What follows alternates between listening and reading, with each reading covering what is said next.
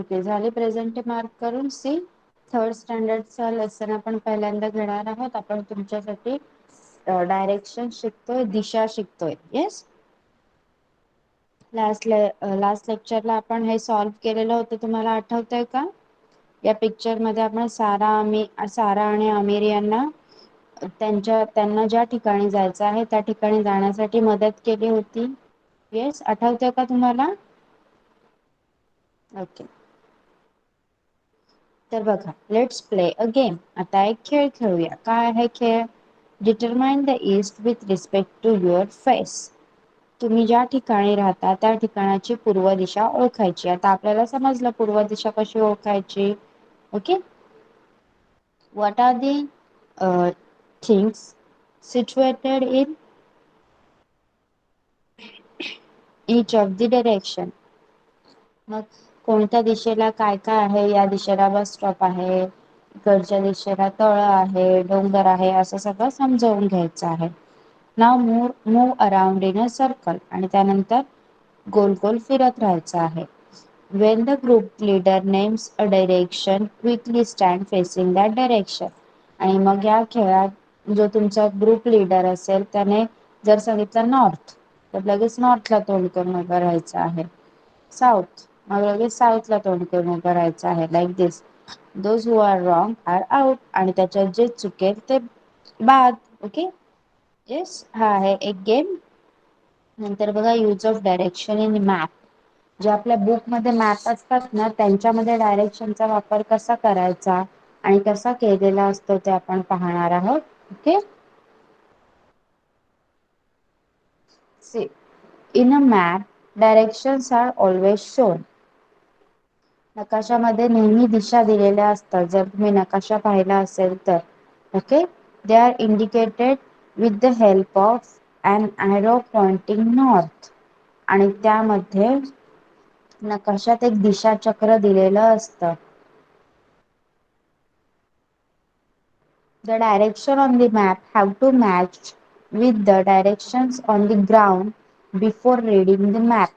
मग जेव्हा तुम्ही नकाशा वाचता, त्या नकाशा वाचण्याच्या अगोदर त्यामधल्या ज्या डायरेक्शन आहेत, दिशा आहेत, त्या तुमच्या परिसरातील दिशांशी जोडून घ्यायच्या असतात. म्हणजे अशा ठिकाणी बसायचं जिथे जी तुमची पूर्व बाजू असेल तीच नकाशाची पूर्व बाजू घेऊन बसायचं. ओके, जी तुमची नॉर्थ साइड असेल तीच नकाशाची नॉर्थ साइड, जी तुमची ईस्ट असेल तीच नकाशाची ईस्ट. अशा प्रकारे मॅप घेऊन बसायचा आहे, जेणेकरून तो तुम्हाला वाचायला सोपं जाईल. बघा, for example, the east on the map must be match to the east of your surrounding.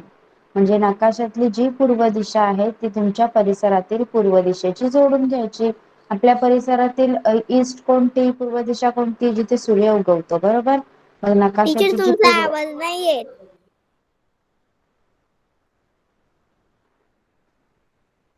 Okay, sorry. आता येतोय का आवाज माझा? Am I audible clearly now? Teacher आता पण नाही येत. सगळ्यांनी चॅटबॉक्स मध्ये लिहा, माझा आवाज येतोय का? रिद्धी, काही प्रॉब्लेम असेल नेटवर्क मध्ये, कारण सगळ्यांना माझा आवाज येतोय. तू एकदा लेफ्ट होऊन परत जॉईन हो बेटा. ओके,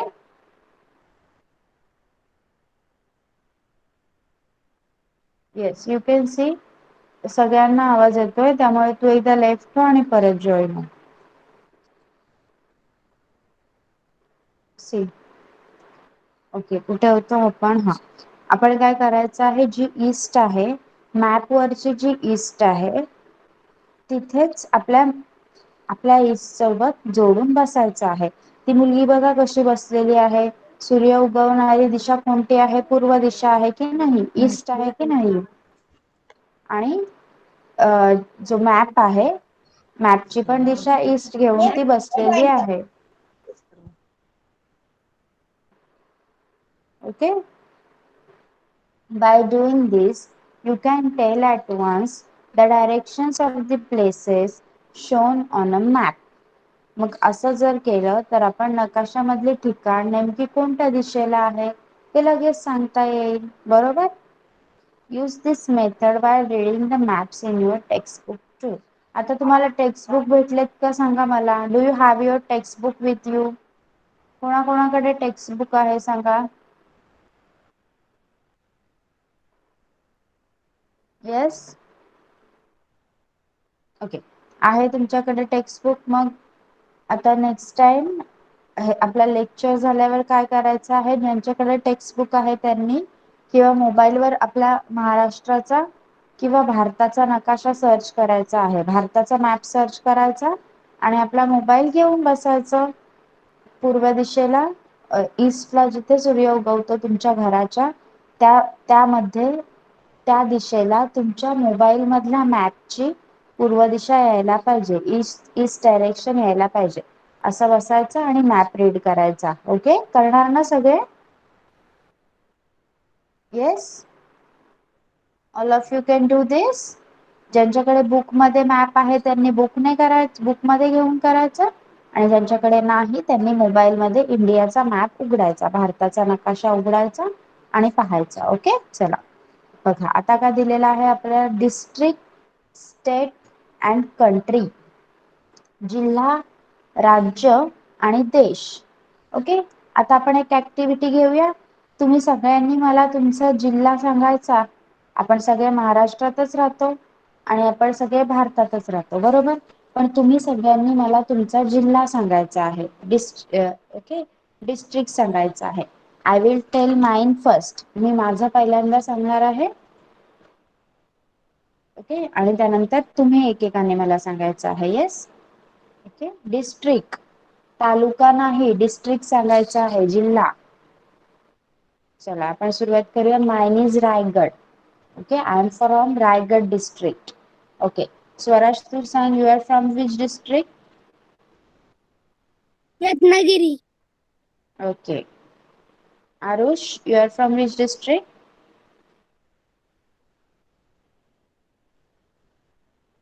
आरुष.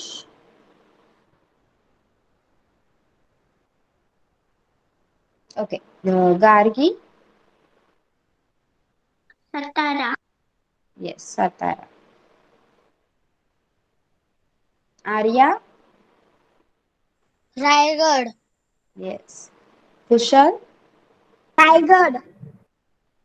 कनिष. येस कनिष. नाही, डिस्ट्रिक्ट विचारलाय मी. जिल्हा. Raigad. Tanvi.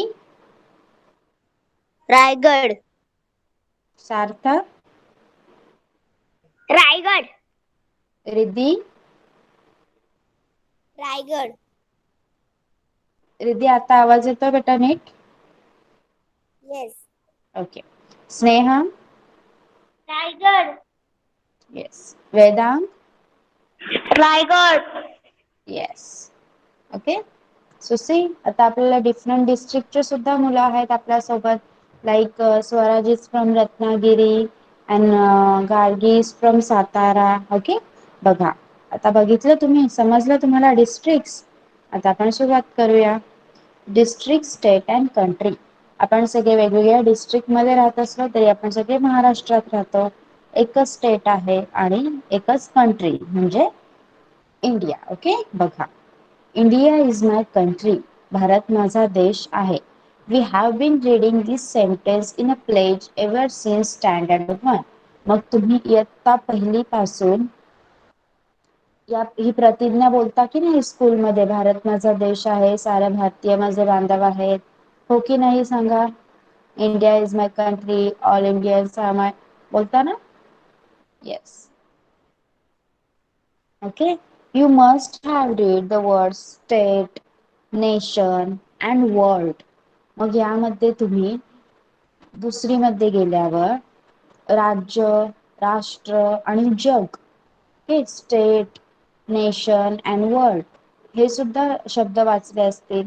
In this textbook too you will find the words earth, world, country, state, district, taluka and village in many places. मग आता तुम्ही थर्डला आहात. थर्डच्या पुस्तकात देखील तुम्हाला अनेक ठिकाणी पृथ्वी, जग, देश, राज्य, जिल्हा, तालुका, गाव असे शब्द पाहायला मिळतील.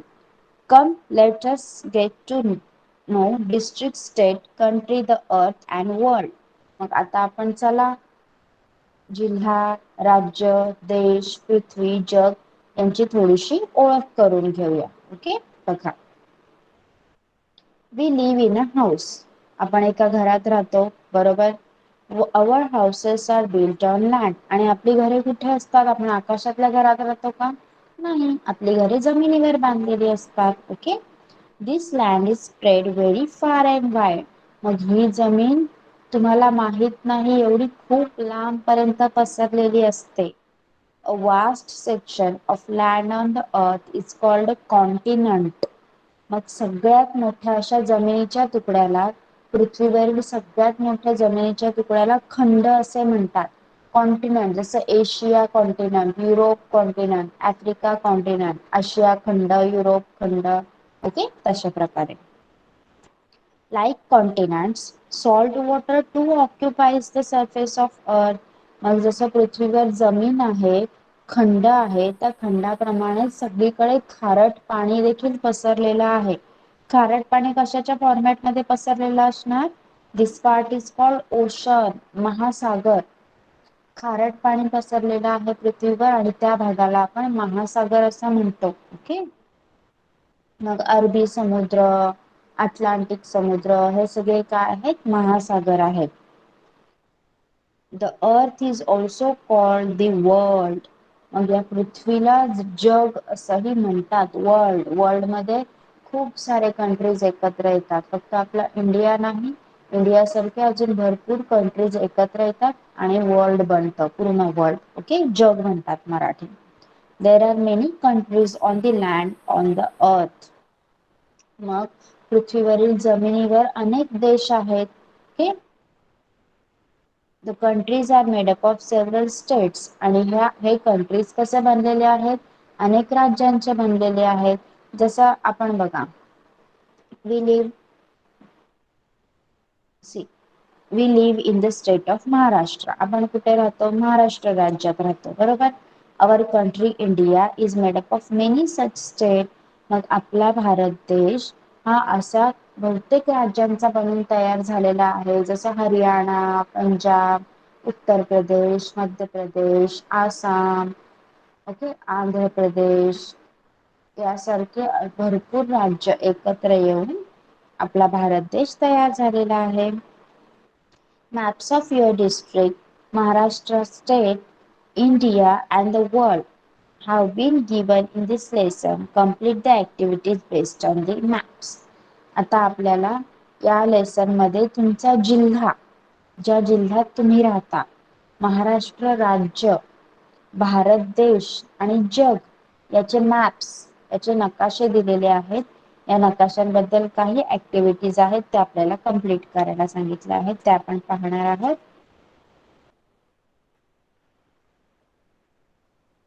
ओके, त्या अगोदर इथे पहा, the index in a map. Index in a map, नकाशातली सूची आपल्याला काय सांगते? Symbols, pictures, signs and different shades of colors are used to present the information in a map. बघा, नकाशातील जी काही माहिती आहे ती माहिती चिन्ह, चित्रे, खुणा आणि रंगांच्या छटा वापरून दाखवलेली असते. A list of these symbols etc. is given along with the map. आणि त्या सगळ्या गोष्टींची यादी आपल्या नकाशाच्या बाजूला दिलेली असते. तिला काय म्हणायचं माहितीये? This list is called index. This list is called index. तिला सूची असं म्हणतात. The index help us to understand the map. आणि ही इंडेक्स दिल्यामुळे आपल्याला नकाशा समजून घेण्यासाठी मदत होते. ओके, बघा, नेहमी लक्षात काय ठेवायचं आहे? We made use of the rising sun to determine direction. दिशा ठरवण्यासाठी आपण कशाचा उपयोग केला? उगवत्या सूर्याचा, right. other components of nature can also be helpful to us. मग अशाच प्रकारे आपल्या निसर्गात जे काही दुसरे घटक आहेत ते देखील आपल्याला काही ना काही मदत करत असतात. ओके, तर आपण आता एक बघूया मॅप. भरपूर मॅप दिलेले आहेत तुम्हाला. आपण एक एक सुरुवात करूया.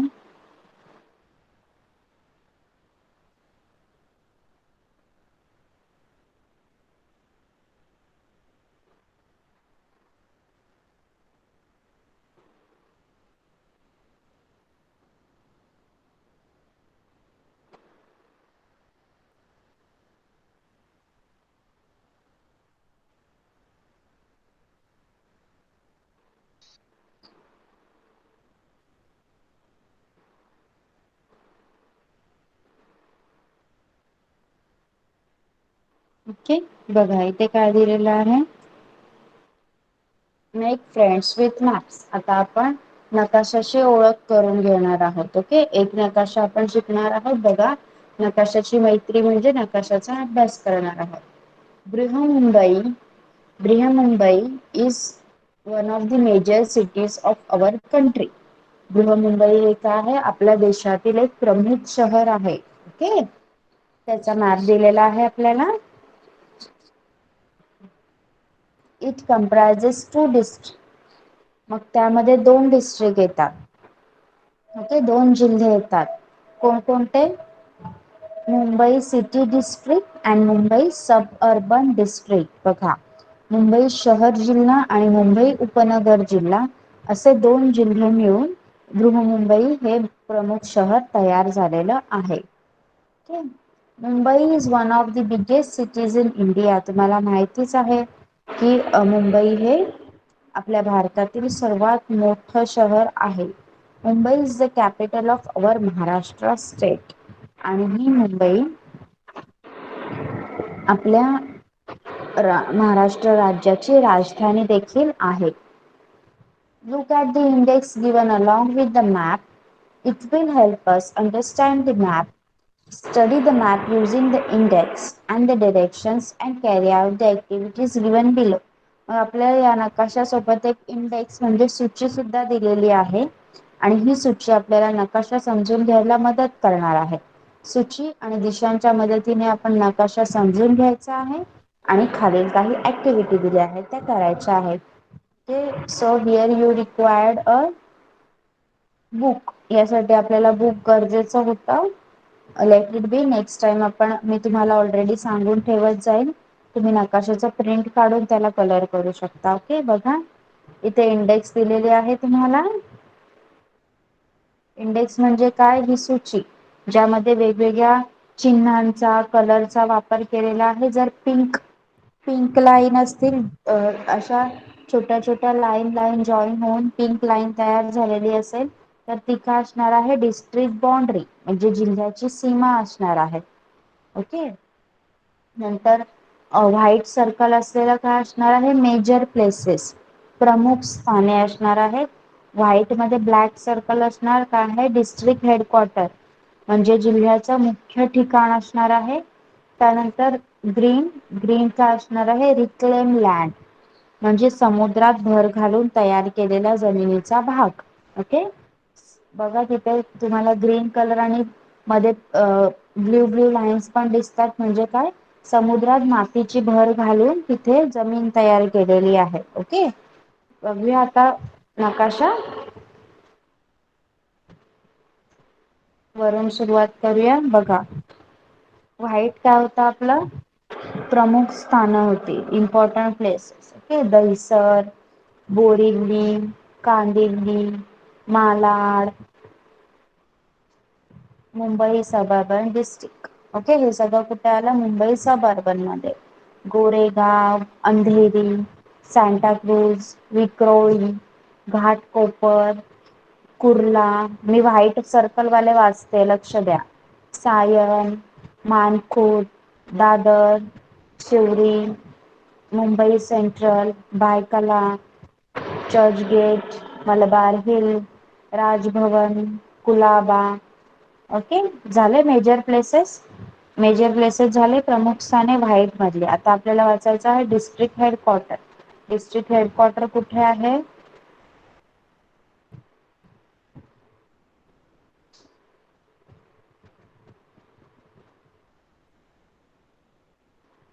इथे. मुंबई सबअर्बनचा कुठे आहे? बँड्राला. ओके. आणि मुंबई सिटी फोर्टला. बघा 2 डॉट आहेत ब्लॅक, बँड्रा आणि फोर्ट. आता आपण पाहणार आहोत रिक्लेम लँड. रिक्लेम लँड म्हणजे समुद्रात भर घालून तयार केलेला जमिनीचा भाग.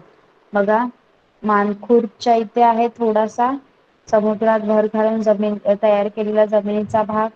त्यानंतर कुठे आहे शोधा? नवी मुंबई. बघा नवी मुंबईच्या इथे पण आहे. येस. आता मला सांगा इथे आपण बघितलं नॉर्थ, साऊथ, वेस्ट आणि ईस्ट. नकाशाच्या या दिशा समजल्या तुम्हाला? नॉर्थ उत्तर, साऊथ दक्षिण, वेस्ट पश्चिम, ईस्ट पूर्व. आता मला एकेका प्लेसचं नाव सांगायचं आहे. नॉर्थला असणाऱ्या प्लेसेसची नावे सांगा मला. कोण सांगणार? या नकाशाच्या मुंबई सब डिस्ट्रिक्ट बृहमुंबई मेजर सिटीच्या नकाशाच्या उत्तरेला कोणकोणते प्रमुख प्लेसेस आहेत? कोणकोणती प्रमुख स्थाने आहेत? कोण सांगणार? नॉर्थला काय काय आहे? नॉर्थ म्हणजे वरती. सांगा नकाशाच्या वरच्या बाजूला कोणकोणते प्रदेश आहेत? ओके. मी तुम्हाला प्लेसचं नाव सांगते, तुम्ही मला डायरेक्शन सांगा. ओके. बँड्रा. बँड्रा. बँड्रा कोणत्या डायरेक्शनला आहे बघा? BANDRA बँड्रा. कोणत्या डायरेक्शनला आहे बँड्रा? सांगा कोण सांगणार? ओके. रिद्धी सांग. साऊथ. No, west. वेस्ट. नाव कुलाबा. COLABA कुलाबा. कुलाबा कोणत्या डायरेक्शनला आहे सांगा? वेदांत. वेस्ट. नाव इट इज साऊथ. साऊथला आहे, खाली आहे ना नकाशाच्या. दहिसर. दहिसर कोणत्या बाजूला आहे सांगा? DAHISAR दहिसर. सांगा कोण सांगणार? Yes Gargi. North. Yes north उत्तरेला. मानखुर्द. मानखुर्द कुठे आहे बघा? मानखुर्द कुठे आहे बघा मुंबई मध्ये? कोणत्या साईडला आहे? कोणत्या दिशेला आहे? कोण सांगणार?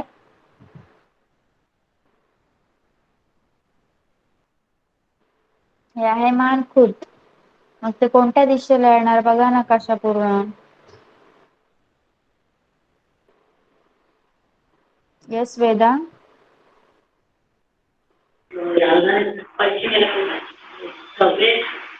Waste. No. Swaraj. East. Yes it's east. Okay. समजला हा मॅप तुम्हाला? आता मॅप रीडिंग करू शकाल तुम्ही? बघा इथे इंडेक्स असते. इंडेक्स मध्ये आपल्याला दाखवलेलं असतं की नकाशात ज्या ज्या काही गोष्टी दिलेल्या आहेत त्या काय आहेत नक्की, त्या आपल्याला या लाईन्स किंवा डॉट्स अशा चिन्हांचा वापर करून दाखवलेले असतात. परत एकदा बघा पिंक लाईन्स आहेत त्या काय आहेत? डिस्ट्रिक्ट बाउंड्री म्हणजे जिल्ह्याची सीमा. जिल्ह्याची सीमा कुठून कुठे आहे बघा?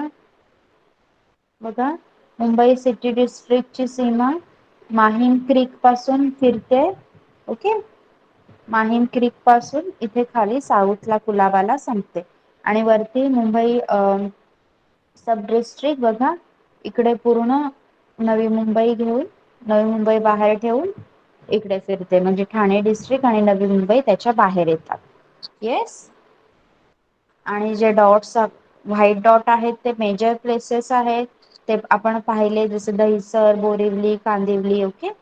Then district headquarter Fort and Bandra. Reclaim land देखील आपण पाहिला. तुम्हाला मॅप समजला का हा? येस. बृहमुंबई महानगरपालिका मॅप बृहमुंबईचा मॅप समजला? It is a major cities of our country. Important country आपल्या कंट्री मधलं महत्वाचं शहर आहे Brihanmumbai. Okay, understood. Okay okay. So इथे बघा काय आहे तुम्हाला activity. In the box given along with your district write the name of the place where you live. Okay, आता यामध्ये तर आपण कोणी राहत नाही. आपल्या डिस्ट्रिक्टचा मॅप बघावा लागणार आपल्याला, रायगडचा, रत्नागिरीचा. ओके, आणि त्यामध्ये जिथे आपण राहतो त्या बॉक्सला कलर करायचा आहे. Circle the name of the headquarter of your district. आपल्या इथली जी प्रमुख शहरे आहेत त्याला कलर करायचा आहे. Draw a box around the names of district neighbouring your district. आपण याच्यात सुद्धा करू शकतो. आपण जर समजलं, असं समजलं की आपण या मॅपच्या एरियात राहतो, मग इथे बघा circle the name of headquarter. Headquarter म्हणजे कोणाला कलर सर्कल करणार तुम्ही यापैकी. हेडक्वार्टर कोणकोणते आहेत यामध्ये, बँड्रा आणि फोर्ट. ओके, त्यानंतर काय आहे, draw a box around the names of district neighbouring your district. मग या जिल्ह्याच्या आजूबाजूला कोणते जिल्हे आहेत, ठाणे आणि नवी मुंबई. ओके, मग त्यांना त्याच्या आजूबाजूला काय काढायचं आहे, बॉक्स काढायचा आहे. त्यानंतर write the names of two major places near the boundary between Mumbai city district and the Mumbai suburban district in the box.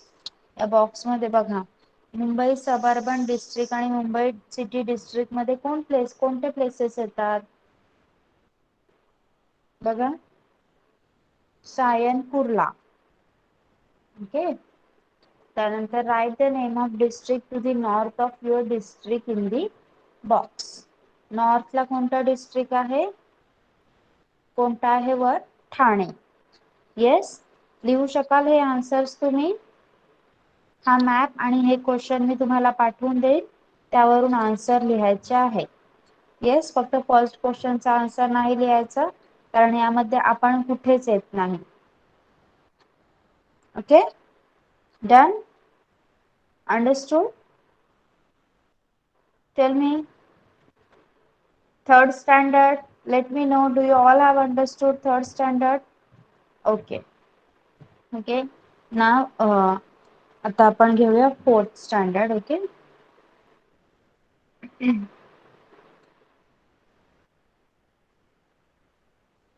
Fourth standard we have started the lesson water safe for drinking, म्हणजे पिण्यायोग्य पाणी. Okay, त्यामध्ये आपण काही part पाहिला होता की solution, solute कसं बनतं. येस, पाण्यात कोणते पदार्थ विरघळतात ते आपण पाहिलं होतं. आणि हे देखील पाहिलं होतं की आपल्याला जेव्हा आपण आजारी पडतो तेव्हा आपल्याला काय लावलं जातं, सलाईन लावलं जातं. मीठ आणि साखर पाण्यात विरघळून आपल्याला ते प्यायला सुद्धा दिलं जातं. ओके, ना इथे बघा, डू यू नो, तुम्हाला माहित आहे का. सी, सगळ्यांनी लक्ष द्यायचं आहे. This is important for third standard also. Third स्टँडर्डने सुद्धा लक्ष द्यायचं आहे. Sea water is salty to taste because it is nothing but a solution of salt that occurs naturally. We cannot use sea water for drinking. आपल्याला माहितीच आहे समुद्राचं पाणी कसं असतं चवीला. सांगा कसं असतं. येस, गार्गी. खारट. येस, खारट असतं. It is salty to taste. का सॉल्टी असतं, कारण ते मिठाचं एक नैसर्गिक सोल्युशन आहे, नैसर्गिक द्रावणच आहे. मीठ विरघळलेलं आहे त्या पाण्यात, म्हणून ते चवीला आपल्याला खारट लागतं. We cannot use sea water for drinking, त्यामुळेच आपण समुद्राचं पाणी पिण्यासाठी वापरू शकत नाही. Waters of different wells may have different taste. वेगवेगळ्या विहिरींच्या पाण्याला वेगवेगळी चव असते. का, वाय इज दॅट सो, कारण some substances from the ground dissolves in water, they give a taste to well water, but if there is nothing dissolved in water, water does not have taste. बघा, जमिनीतील काही पदार्थ पाण्यामध्ये विरघळतात आणि जमिनीतच आपण विहीर खोदत असतो बरोबर. आणि मग त्या पदार्थांची चव विहिरीच्या पाण्याला येते. पण जर पाण्यात काहीही विरघळलेलं नसेल तर त्या पाण्याला चव लागत नाही. When we remove the lid of soda water bottle, bubble fizzes out of it. To make soda water, a gas called carbon dioxide is dissolved in water under pressure. When the lid is removed, the pressure reduces and the gas bubbles out.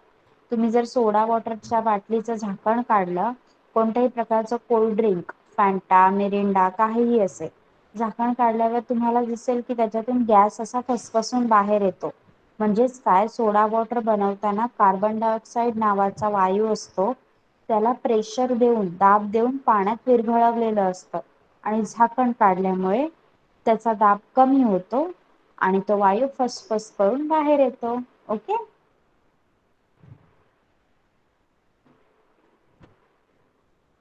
बघा, आता इथे एक activity दिलेली आहे तुम्हाला. Fill a large container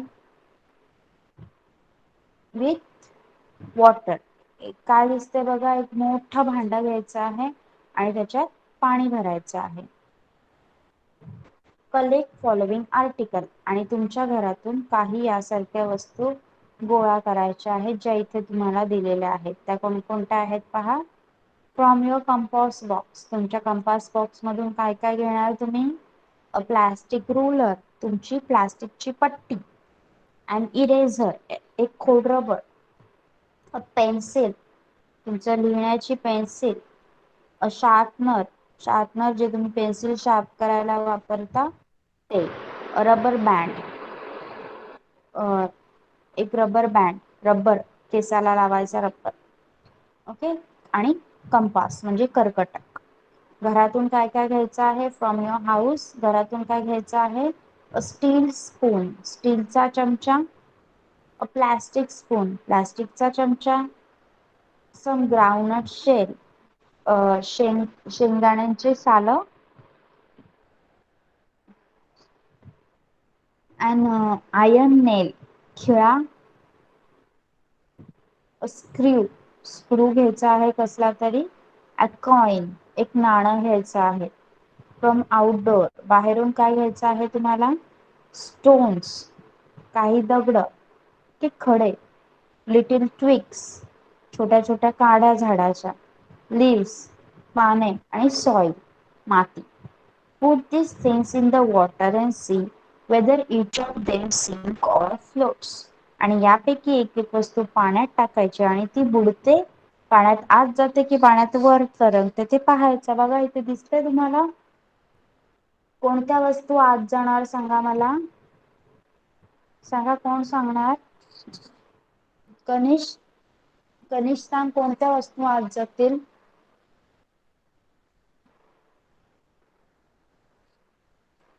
yes, fourth standard. Sneha, आप बताइए कौन C चीजें अंदर पानी में डूब जाएगी। टीचर, जो भारी है। Yes, good.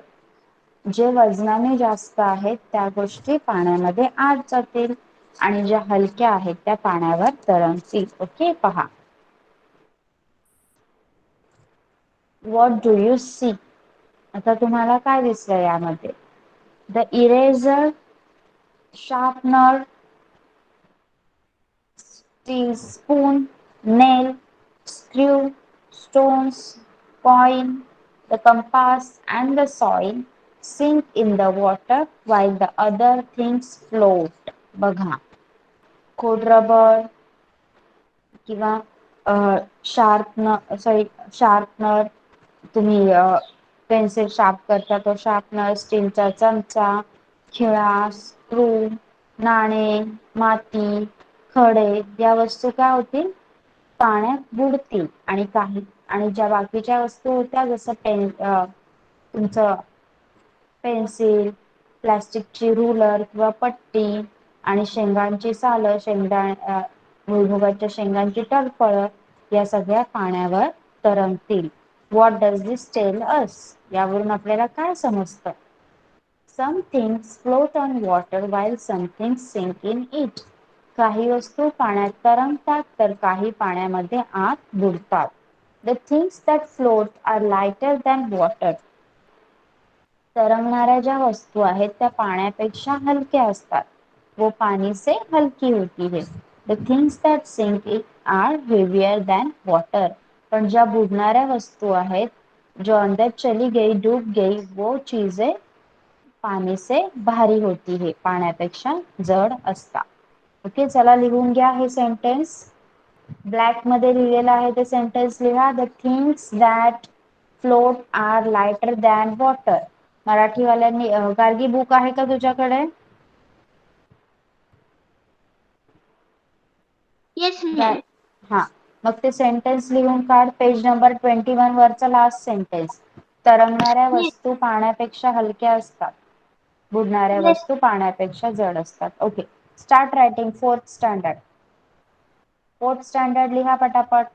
The things that float. स्क्रीनवर वरती 2 लाईन दिसतात त्या लिहा आणि पटकन लिहायचं आहे. फक्त 2 minutes. The things that float are lighter than water. The things that sink are heavier than water. चला लिहा पटकन आणि खाली लिहा चॅट बॉक्स मध्ये कंप्लीट झाल्यावर. Please let me know. Okay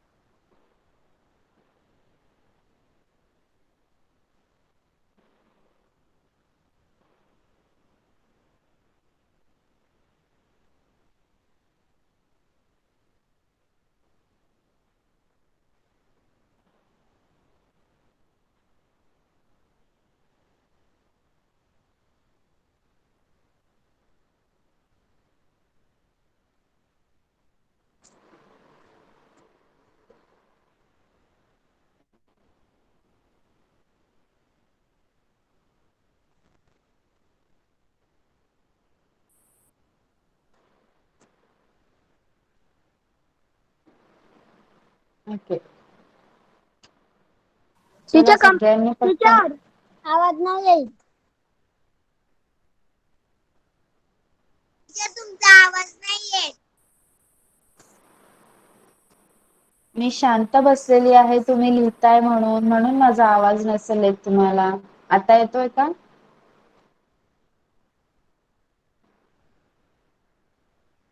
आता येतोय का माझा आवाज?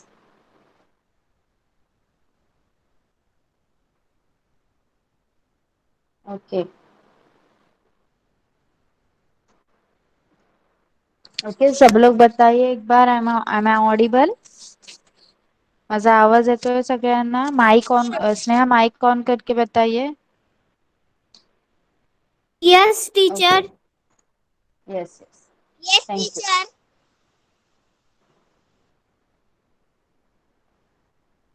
ओके चला झालं लिहून. Done. Yes teacher.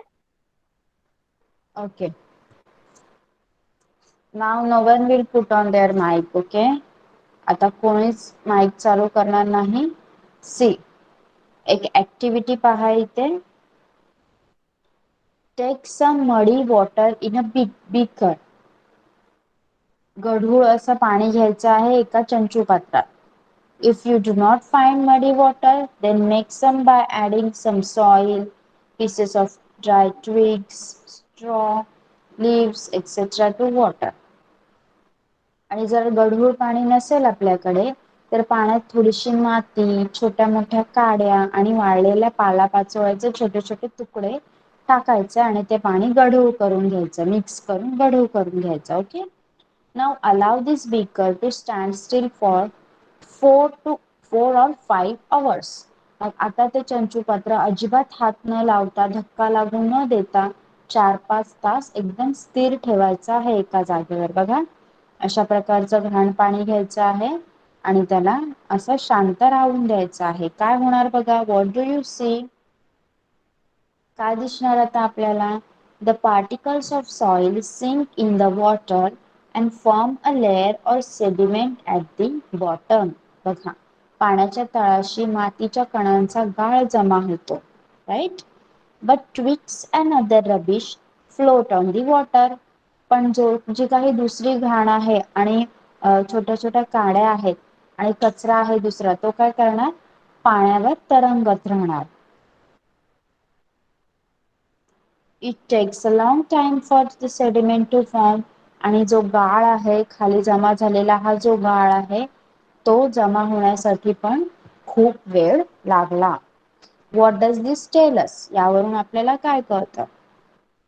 Particles of soil are heavier than water. यावरून काय कळतं? मातीचे कण बुडाला गेले, वरती तरंगले नाही, म्हणून काय मातीचे कण हे पाण्यापेक्षा जड असतात, वजन असतात. But because they are very small, they take a long time to settle to the bottom of the water. पण ते अगदी छोटे छोटे असतात, म्हणून त्यांना तळाशी जमा होण्याचा वेग त्यांचा फार कमी असतो. Leaves, twigs, etc. are lighter than water. पण ज्या फांद्या आहेत, पालापाचोळा आहे, काड्या आहेत, या पाण्यापेक्षा हलक्या असतात, म्हणून त्या पाण्यावर तरंगतात. Now the water appears much cleaner and transparent than it was. पण बघा, हे पाणी, हे आता मिळालेलं पाणी आणि हे आपण अगोदर सगळ्यात पहिल्यांदा घेतलेलं हे पाणी, यामध्ये फरक आहे की नाही सांगा मला? आता मिळालेलं पाणी जास्त स्वच्छ आहे की नाही? कारण सगळी घाण कुठे झाली? खाली त्या भांड्याच्या बुंध्याला जमा झाली. बरोबर? येस. नाव म्हणजेच काय? The process of allowing heavier particles to settle to the bottom of still water is called settling. बघा, the process of allowing heavier particles to settle to the bottom of still water is called settling. म्हणजेच असंच पाणी खूप वेळ स्थिर ठेवून त्यातला जो गाळ आहे त्याला खाली बसून देणे, या प्रक्रियेला पाणी निवळणे असं म्हणतात. सेटलिंग, पाणी निवळणे. ओके, पाणी असे खूप वेळ स्थिर ठेवून त्यातला गाळ खाली बसून देणे याला पाणी निवळणे असं म्हणतात. लक्षात ठेवायचं आहे. The process of allowing heavier particle to settle to the bottom of still water is called settling. Okay, लिहा चला settling ची definition. Write the definition of settling. चला लिहा पहिला 2 line. The process of allowing heavier particle to settle to the bottom of a still water is called settling. Start writing.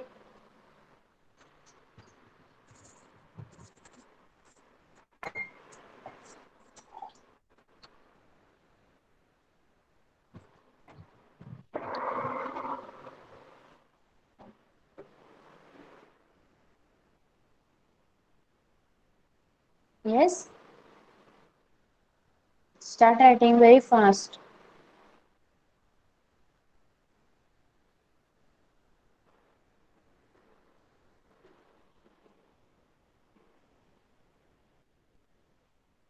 Teacher complete.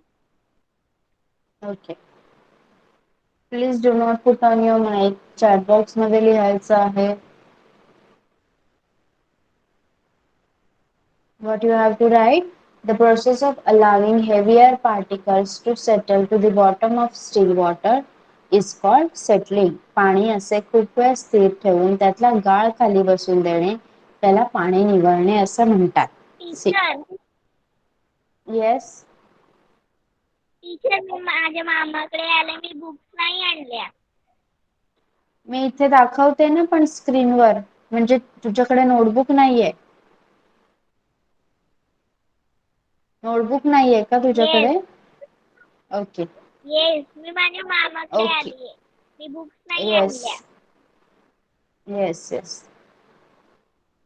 Without disturbing the sediment, pour the water above it into 2 smaller beakers. मग आता त्या गाळाला जी काही घाण आहे ना, खाली जमलेली गाळ, त्याला बिलकुल धक्का न लागून देता वरचं पाणी दुसऱ्या दोन बिकर मध्ये, दोन चंचू पात्रांमध्ये ओतून घ्यायचं आहे. Even though this water appears much cleaner than before. आता पण हे पाणी आधीच्या पाण्यापेक्षा स्वच्छ दिसतं. There are still some fine particles of soil and some rubbish floating in it. आणि तरी पाण्यात मातीचे कण आणि इतर कचरा अजूनही तरंगताना दिसतो. Now carry out the following experiment using these two beakers. Label them 1 and 2. आणि आता ते दोन बीकर घेऊन आपल्याला पुढचे एक्सपेरिमेंट करायचे आहेत. ते आपण नेक्स्ट लेक्चरला पाहणार आहोत. ओके, तर आज जे काही पाहिलं ते समजलंय का तुम्हाला? सांगा मला. Have you yes teacher. understood? Please do not put on your mic. कोणीही माईक चालू करायचा नाहीये. Okay, so third standard, we will again see what we have seen. Third standard, I will post. मी तुम्हाला प्लीज गुगल क्लासरूम वरच homework मिळणार आहे आणि मी तो तिथे टाकलेला तुम्ही पाहायचा आहे. मी तो तिथे रोज पोस्ट करते, तुम्ही पाहायचा आहे. Whatever problem you have, if you are not getting or your email IDs are not added, you have to talk to ma'am. Okay, but I have posted on Google Classroom only. Me Google Classroom वरच आपल्या मागच्या क्लासचा पण homework टाकलेला आहे, तो बघायचा आहे. थर्ड स्टँडर्ड साठी मी सांगते तुम्हाला, एकदा लक्ष द्या. हा मॅप मी पाठवणार आहे आणि यावरचे खालचे हे क्वेश्चन. ओके, 2, 3, 4, 5 हे 4 क्वेश्चन तुम्ही लिहायचे आहेत. त्याचे आन्सर्स तुम्ही लिहायचे आहेत. And fourth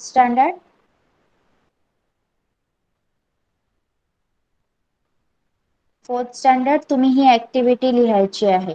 you will be writing this activity. Okay, page number 21 वरची जी ऍक्टिव्हिटी आहे, ज्यामध्ये वस्तू तरंगतात की पाण्यात बुडतात, ओके, ती ऍक्टिव्हिटी तुम्ही लिहायची आहे. Yes, I will post this on our Google classroom. You have to write. मी एक फक्त क्वेश्चन लिहिणार आहे. फोर्थ स्टँडर्ड साठी मी फक्त एक क्वेश्चन लिहिणार आहे. You have to write the activity on page number 21 of science book. Okay, okay, पण सगळ्यांकडे बुक्स पण नाहीयेत ना. ओके, मी ही ऍक्टिव्हिटी पोस्ट करेन आणि तुम्ही ती लिहून टीचर काढायची आहे. माझ्याकडे वर्कबुक आहे ओके, स्कूलच्या. येस, मी ही ऍक्टिव्हिटी पोस्ट करेन आणि तुम्ही ती लिहायची आहे. Yes, now here we are stopping. सगळ्यांना सगळं समजलं आहे का? आज शिकवलेलं सांगा मला. सबको सब समझ में आया है? थर्ड स्टँडर्ड आपण मॅप वाचायला शिकलो आज. आणि फोर्थ स्टँडर्ड साठी आपण काही ऍक्टिव्हिटी घेतल्या. तुम्हाला सगळ्यांना त्या समजल्यात का? सांगा मला. ओके, कोणालाच काही डाऊट नाही? सांगा, कोणाला काही डाऊट नो. असेल तर विचारा. No doubt. Okay, so your homework will be uploaded on Google classroom only. WhatsApp वर पाठवला जाणार नाही, गुगल क्लासरूम वरच पाठवला जाईल. तिथे चेक करायचं आहे आणि होमवर्क करून अपलोड करायचं आहे. Okay, now you all can leave the class. Bye bye everyone. Bye bye teacher. Bye bye teacher. Bye bye bye teacher. Thank you. Thank you teacher. Bye bye. Welcome. Bye bye teacher. Bye bye ma'am. Bye bye bye.